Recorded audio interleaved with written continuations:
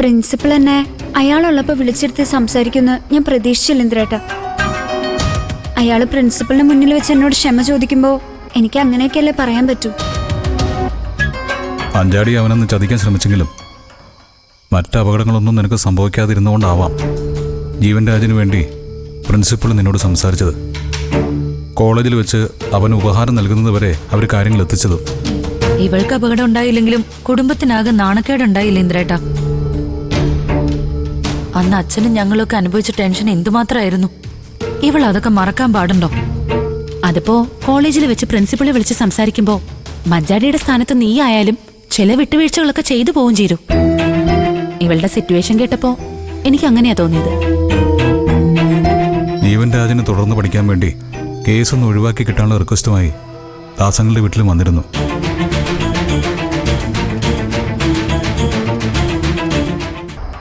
ഞാൻ പറഞ്ഞില്ലേ മഞ്ചാടി, അവൻ കേസിൽ നൂരി പോകാൻ വേണ്ടി എല്ലാ വഴികളും നോക്കും. അവസാനം നീ അതിന് സമ്മതിക്കേണ്ടിയും വരും.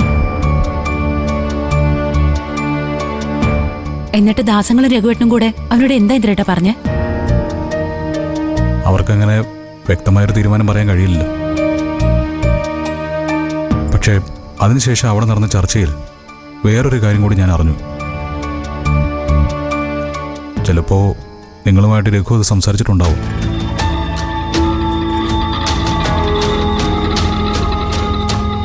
പറ്റിയാൽ ഇക്കാര്യത്തിൽ അനുവിൻ്റെ അഭിപ്രായം തേടണമെന്ന് അവരെന്നോട് പറഞ്ഞുകൊണ്ട് കൂടിയാ ഞാനിപ്പോൾ ഇത് പറയുന്നത്. വിനയൻ ഒരു സെൽഫോൺ കമ്പനിയുടെ സർവീസ് സെൻ്ററുകളുടെ ചീഫായിട്ട് ഒരു ജോലി കിട്ടിയിട്ടുണ്ട്. വലിയ സാലറിയും മറ്റ് ആനുകൂല്യങ്ങളൊക്കെ കിട്ടുന്ന ഒരു ജോലിയാണ്.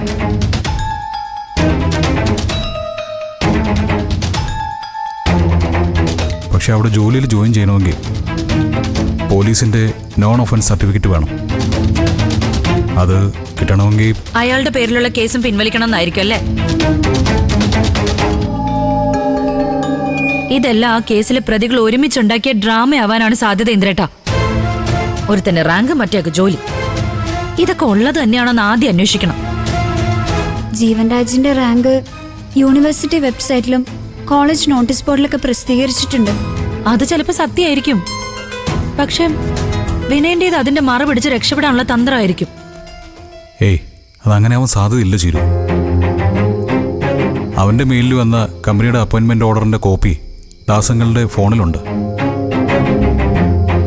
വിനയൻ അച്ഛനെ കാണാൻ വീട്ടിൽ വന്നതും പിന്നീടുണ്ടായ സംഭവങ്ങളും രഘുവേട്ടൻ നമ്മളോട് പറഞ്ഞല്ലേ ചേരൂ. കേസ് പിൻവലിക്കുന്ന കാര്യം സംസാരിക്കാനാവും വിനയൻ വീട്ടിലേക്ക് വന്നത്. ആ, എനിക്കിപ്പോ എല്ലാം മനസ്സിലാവുന്നുണ്ട്. എല്ലാരും കൂടെ എങ്ങോട്ടേക്കാ പോകുന്നെന്നും മനസ്സിലാവുന്നുണ്ട്. രണ്ട് ചെറുപ്പക്കാരുടെ ഭാവി ഓർത്ത് അച്ഛൻ ചിലപ്പോ മഞ്ചാടിയെ കൊണ്ട് കേസ് പിൻവലിപ്പിക്കാനും തയ്യാറാവും. പക്ഷെ അതുകൊണ്ടൊന്നും ചീരുവിന്റെ മനസ്സ് മാറുന്ന ആരും പ്രതീക്ഷിക്കണ്ട.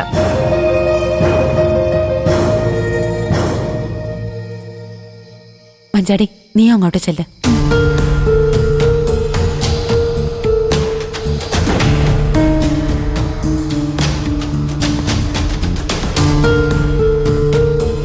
വിനയനിലെ ചില മാറ്റങ്ങൾ കണ്ടു തുടങ്ങിയപ്പോ തന്നെ രഘുവേട്ടൻ പറഞ്ഞിട്ട് ഞാനും അമ്പിളിച്ചേച്ചിയൊക്കെ ചീരുവിന്റെ മനസ്സറിയാനൊന്ന് ശ്രമിച്ചതാ. പക്ഷേ അവൾ അടുക്കുന്ന ലക്ഷണമൊന്നും ഇല്ലെന്നേട്ടാ.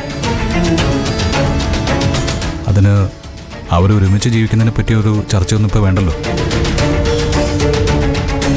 വിനയൻ ജോലിയൊക്കെ ചെയ്ത് എങ്ങനെ മുമ്പോട്ട് പോകുന്നെന്ന് അറിഞ്ഞ ശേഷം ബാക്കി കാര്യങ്ങളൊക്കെ നമ്മൾ ചിന്തിച്ചാൽ പോരെ? അത് മതി.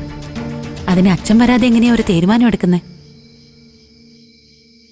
അച്ഛൻ്റെ ആഗ്രഹം മക്കളെല്ലാവരും വീണ്ടും ഭർത്താക്കന്മാർക്കൊപ്പം ചേർന്ന് പോകണമെന്നാ. എനിക്ക് തോന്നുന്നത് അദ്ദേഹം ഇനി വിളിക്കുമ്പോൾ കേസിന്റെ കാര്യം ദാസങ്ങളുമായിട്ട് സംസാരിച്ച ഒരു ധാരണയിലെത്തിയേക്കുമെന്നാ. മഞ്ചാടിയെ കൊണ്ട് കേസ് പിൻവലിപ്പിക്കുന്നതിനെ കുറിച്ച് ഇന്ദ്രേട്ടന്റെ അഭിപ്രായം എന്താ? എല്ലാവർക്കും അതുകൊണ്ട് നല്ലതാണ് സംഭവിക്കുന്നതെങ്കിൽ തെറ്റിതിരുത്താൻ ഒരു അവസരം അവർക്ക് കൊടുക്കുന്നതിൽ തെറ്റൊന്നുമില്ല.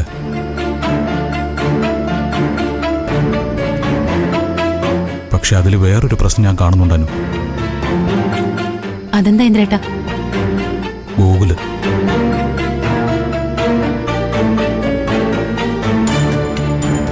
ജീവൻ രാജിന്റെ കയ്യിൽ നിന്ന് മഞ്ചാടിയെ രക്ഷിച്ചതിന്റെ പേരിൽ ജയിലിൽ കിടന്നവനാ ഗൂഗിള്.